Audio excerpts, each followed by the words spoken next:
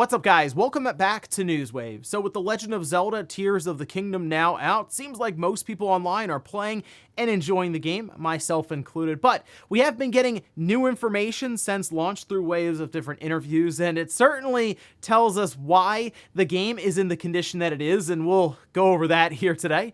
Also, we are going to be talking about Spider-Man 2, which we should be seeing tomorrow at the PlayStation Showcase, but Insomniac decided to go a bit early here and rule out one gameplay feature that people have been speculating on. Oh, and we'll also be talking about Final Fantasy 16. We got new previews for it, and you know what? I think at this point, I'm just ready to play the game. Guys, if you enjoy these videos, make sure you hit that like button, helps out a ton. And if new here to the Spawn Wave channel, make sure you subscribe down below. And we're gonna start today with Summer Games Fest. Now, this event will be happening on June 8th, and it's, I feel like, just gonna be kind of a mini E3. It's gonna be like the Game Awards with the announcements minus the awards. But Jeff Keighley did talk a bit about some of the plans for this show and maybe even the structure and some big announcements that he has lined up. We can see this posted up. This is over on the Epic Games store. I guess he had an interview here with them about the event, saying, as I always say with these shows, one or two games kind of makes the entire difference. As the producer, it's challenging because sometimes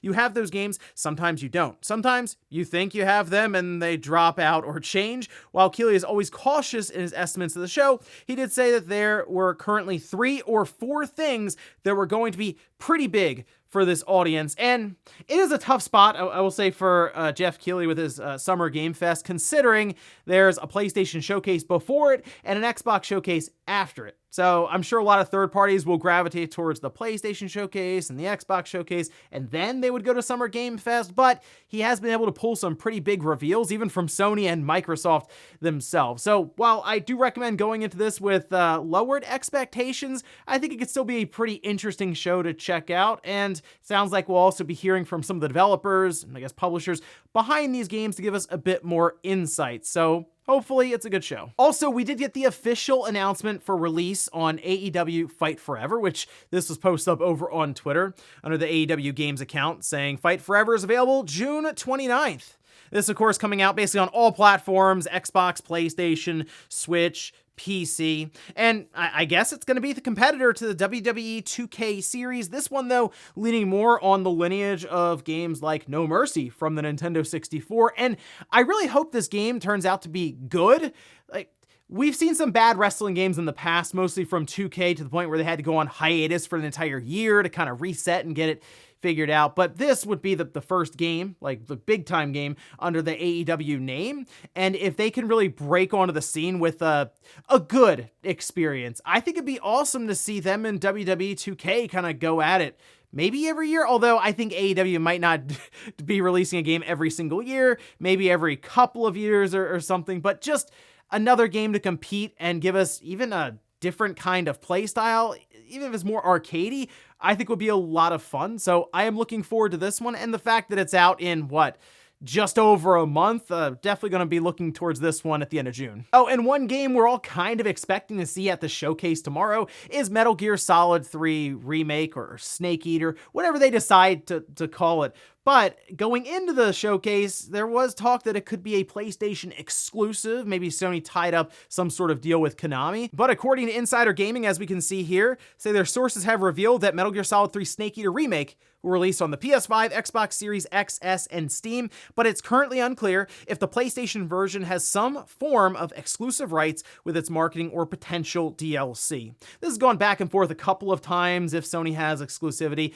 I think it's possible they have some sort of marketing deal, and that's why maybe some wires are getting crossed there, because Hogwarts Legacy, the marketing was so heavy for PlayStation that there are probably people who thought it was only on the PlayStation 5. And I mean, the sales kind of reflect that, as a ton of PS5 sold alongside of that game when it released. So maybe Sony kind of does the same thing here, align Metal Gear Solid 3 Remake with the PlayStation brand and sell a bunch of PS5 systems because of that. But I guess we'll find out more, as again, everyone's kind of expecting it to show up tomorrow at the showcase. And guys, with some of the quick news out of the way, let's get into the bigger stuff. Let's start right away with The Legend of Zelda Tears of the Kingdom, which has exploded onto the scene as expected, sold a ton of copies, 10 million in 3 days. Who knows where it is now, maybe even 12 or 13 million. but it's gone over really well with critics, with gamers. It's just a really good game. But there was something I looked at and said, this is the most impressive part about this title, is that it actually functions and doesn't explode as you're trying to mess with the world and the different physics and the creation aspects to it. Well, it appears there's a reason for that. Something that most studios and publishers can't do, Nintendo decided to do with this game, which we can see this posted up over on Twitter from Gene Park, who had a very, very good interview with Eiji Aonuma, of course, the producer for the Legend of Zelda series, the franchise, and Tears of the Kingdom most recently. Says when he announced in March 2022 a delay for Zelda Tears of the Kingdom, the game was pretty much complete. The last year was spent on polish, making sure the wild physics of the game just work. And it is interesting because we've seen so many titles come out where it's broken, like the game, and it needs several patches. I played all the way through Jedi Survivor, and it feels like that game wasn't necessarily ready for release and could have used the 1 year polish treatment. But that's the thing here, is most studios and publishers won't or just aren't able to leave a game in the oven for a year after it's completed. This is kind of a special case with a Sony or a Nintendo, even technically Xbox. We've seen them delay something like Starfield. They also delayed Redfall, and well, we'll see how Starfield turns out, but typically, at least if you're a platform holder, you do have a reason for your game to be good beyond just selling the game. You also want to sell systems, and Tears of the Kingdom is an exceptional title that is really working to push Switch systems in its 7th year, to where if it does hit that 15 million mark, that'd be downright impressive. Also, Mr. Aonuma did talk about something else that kind of surprised people, because on the lead up to the game releasing with some of the marketing, there was a thought process that Nintendo knew what they were doing the whole time. They had it mapped out, and turns out they kind of reacted and pivoted a bit, and the stream, or at least the gameplay presentation that ended with the Tears of the Kingdom Special Edition Switch being presented, was sort of last minute, and this was talked about by Mr. Aonuma again. We can see this posted up. This over on FTW says the creative potential is what finally convinced fans that Tears of the Kingdom was a worthwhile sequel, at least in Nintendo's eyes. Aonuma said that prior to the March Direct, when he demonstrated Ultra Hand and Fusion for the first time, Nintendo thought fans were lukewarm on the game. Quote, people had not gotten their heads around the gameplay elements or where the fun might be. Nintendo showed very little of the game up to the point, while Breath of the Wild had 3 days of showcases during 2016's E3. Regardless, Aonuma said the last-minute March Direct was what fans and Nintendo needed to feel confident in Tears of the Kingdom again, and I guess otherwise, they would have shown those different trailers, ending with the final trailer that was, it's a very, very good showing of the game, but still didn't really go into depth like Aonuma was able to with that extended look at the gameplay, where he did show off Ultra Hand, the fusion, a bit of the world, and taking, for example, a piece of one of the Sky Islands that fell down, take it back up by reversing time. And it seemed like that definitely had people get that aha moment, whereas previous trailers didn't exactly convey everything there was about this game, and it's kind of tough because there's a lot going into this game. But interesting stuff here when it comes down to a year's worth of polish and a bit of a last-second pivot during the marketing build-up to release to make sure people understood exactly what was going on with Tears of the Kingdom. Next up, let's talk about Spider-Man 2, which is a big-time release coming from Sony and Insomniac Games, and there's a lot of talk that this could be up there in the running for Game of the Year when we get into to December with the Game Awards. But there's still very little that we know about this title. We know we see Peter, we see Miles, and then we see Venom, right, in that trailer. And that seems like a build-up for an awesome game. And there's just a lot of questions around the overall structure of the title. Will there be a playable Venom, or will it just be the symbiote suit that you have on Peter or on Miles, or who knows what could be happening there? But one aspect to it was, could there be co-op of some kind, since there's Miles and there's Peter in the same scene there, working together even? Could that be what Insomniac's big twist is on this title? Well, we can see this posted up over on Twitter as someone decided to ask in a thread with screenshots of Spider-Man Miles Morales on PC, saying Marvel's Spider-Man 2 going to be a co-op game, Insomniac Games. They didn't really tag him or anything either, just kind of asked, just threw it out there in their reply.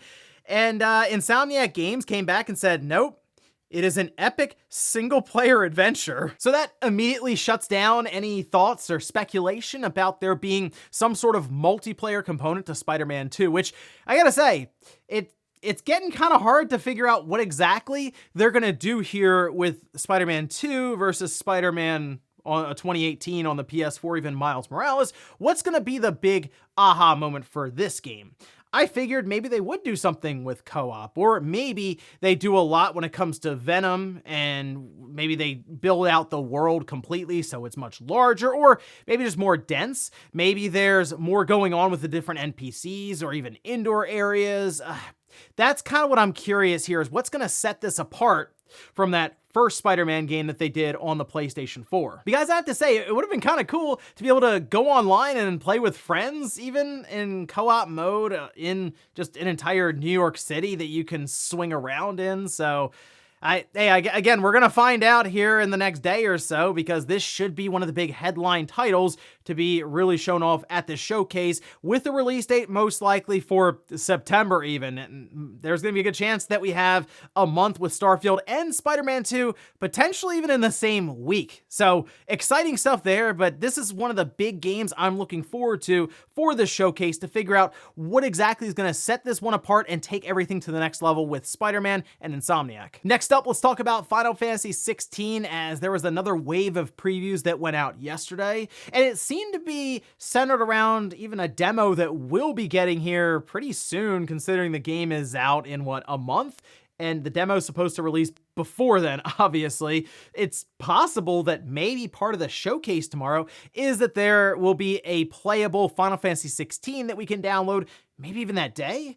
But the preview went over about 2 hours of the game, and a lot of it was early on, and I think they also jumped them ahead slightly just to give them more in terms of powers and abilities and these sorts of things, because it appears you do start off as a young Clive, as we had talked about before, but it's gonna be a way to more or less onboard people with the different abilities one at a time rather than throw them all at you at once. However, some of these previews, I mean, this game is looking good. Like, here's a headline from Polygon where it said Final Fantasy 16 is a slick, modern epic with the soul of a PS2 game. I like the sound of that. It's a lot of talk around the combat being good, of course, being more action-oriented, which is a sticking point for the traditional Final Fantasy fans out there. However, I will say this, Yoshida did talk in several different interviews, and at one point, he was asked, what makes a Final Fantasy game a Final Fantasy game? Like, what is it about this series that you absolutely have to encompass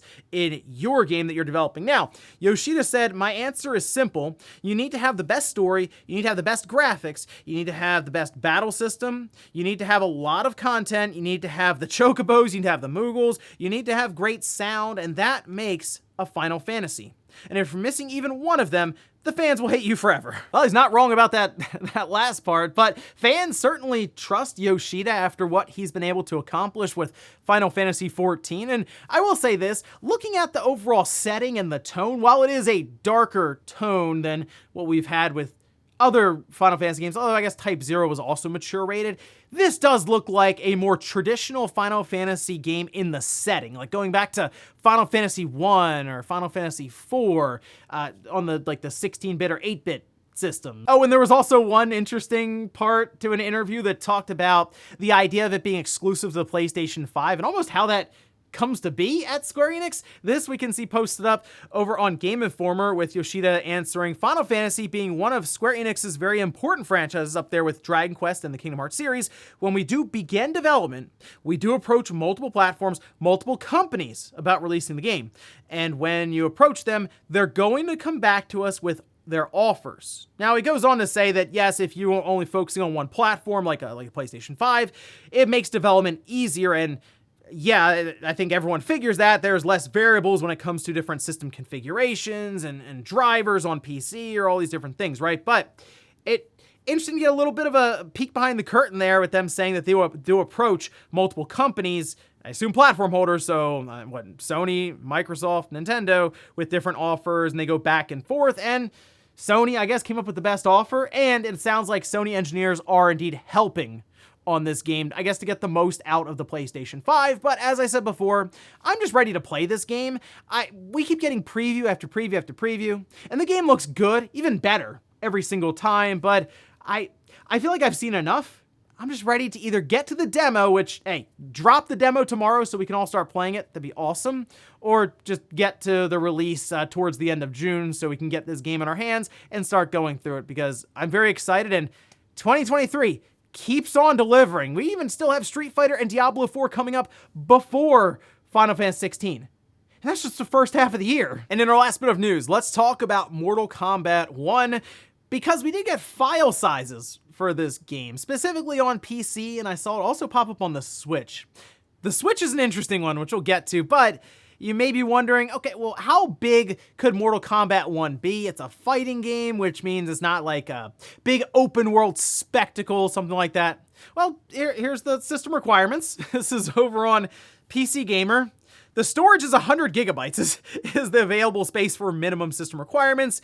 So yeah, it looks like they're going to be filling up the entirety of that Ultra HD Blu-ray on the PS5 and the Xbox Series. Remember, that can hold 100 gigabytes. This shocked a lot of people because it's a fighting game that's going to be about 100 gigabytes in size, at least according to this. And then, hey, look out for, I'm sure, a day one patch of some kind. But also, I want to point this out. The Switch version. I had mentioned, hey, this is a $70 Switch game. Is it possible that they use a 32 gigabyte cartridge? Guess what the file size is? 31.3 gigabytes. Now, this doesn't necessarily just confirm that we are getting a 32 gigabyte cartridge.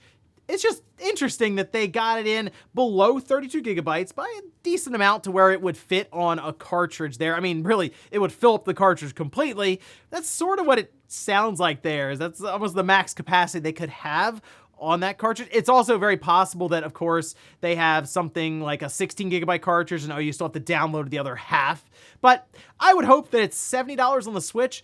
They just opt for the 32 gigabyte card, similar to what Nintendo did with The Legend of Zelda Tears of the Kingdom. But yeah, you're going to want to make sure you have plenty of space available if you're downloading the game, or I guess even on, PlayStation and Xbox, you're installing the game. So yeah, make sure you have at least apparently 100 gigabytes clear for Mortal Kombat 1, which is, I'm sure, much, much more than people were initially expecting. And before we go to the comment of the day, where I take a look at the poll that I posted up yesterday, where I ask, will Bloodborne be at the PlayStation Showcase this week? I had to ask. I might as well throw it out there. That way, hey, 23% say yes.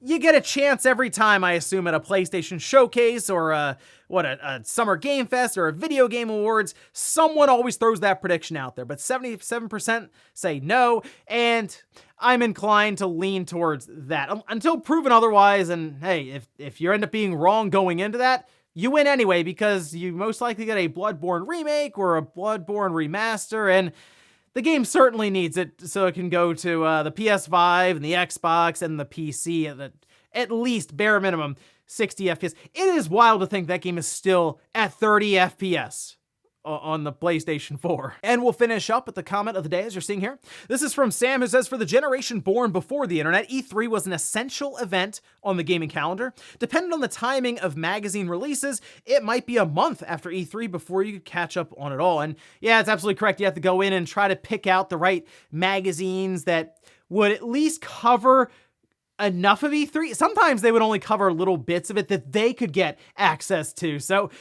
at times you have to buy 3 or 4 magazines, get the whole picture of what exactly happened at that trade show. But the other thing I thought of is we're now going into a generation that's going to be picking up, say, the PS5 or the Xbox Series, or maybe the Switch now, or whatever's next for Nintendo as their first system. And they'll have no idea what E3 ever was. Think about that one. They'll maybe have no idea what in-person events even are for gaming. And in like 10 years, you'll be explaining it to them as like the old person in the room who's like, back in my day, we had to fly out to these different conventions to see the system in person and try it out. They're streaming everything from the cloud while you're saying this to them. And ladies and gentlemen, that's going to do it here for Newswave. If you enjoyed this video, guys, hit that like button. If not, hit the dislike. Leave comments down below about everything we talked about here today. Was The Legend of Zelda Tears of the Kingdom get an entire year after being completed to just be polished? And also, what about Spider-Man 2?